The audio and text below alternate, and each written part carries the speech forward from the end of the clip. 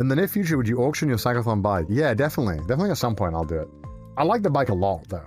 I like my bike quite a lot. So right now I don't want to. If I wanted to, like, get a new bike, I would probably auction the old one off. But there will be no auction this year, though. I got too much going on. I can't do another auction. And, you know, even though the auction is just one day, it takes more work than the cyclothon to plan. It's just quite a lot of stuff that I have to do for it, and getting all the creators and getting their stuff, and it's just kind of, it's a real stressful thing to organize in general. But I did really enjoy doing it. I probably will bring it back at some point in the future, at some iteration, but not this year. Maybe not next year, we'll see. It's just a lot. Whereas I feel as well, there's often, like, people, I don't know, like the cyclothon was always like a lot more, I felt like, because it was a bit longer, there's a lot more to get into, and it felt like a lot more involved, and I felt like people got more excited for it.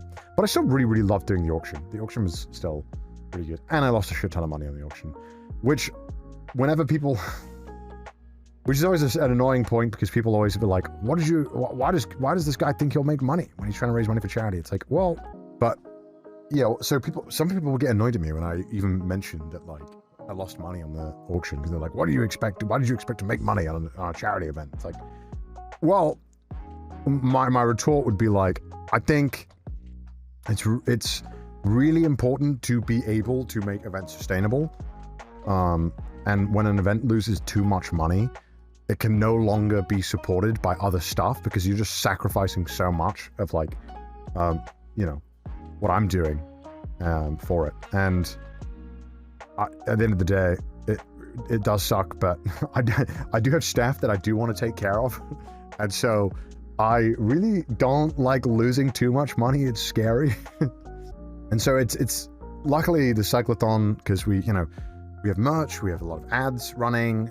It's really easy to then be like, okay, and with sponsors, like, it makes running that event super easy, because I know I can throw all the money in the world at it and it will be sustainable to run that. Like, that is an event that we can keep doing.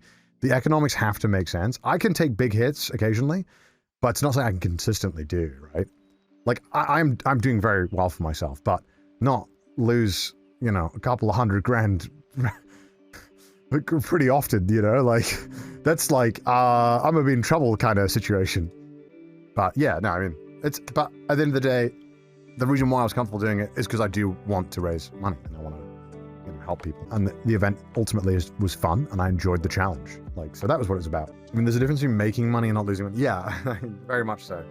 At the end of the day, I think that, like, raising money and for charity and using my platform for good is still ultimately more important than, you know, me having a Lamborghini or something, right? I don't really care about that. I'd rather actually just help people out and, like, do some cool shit.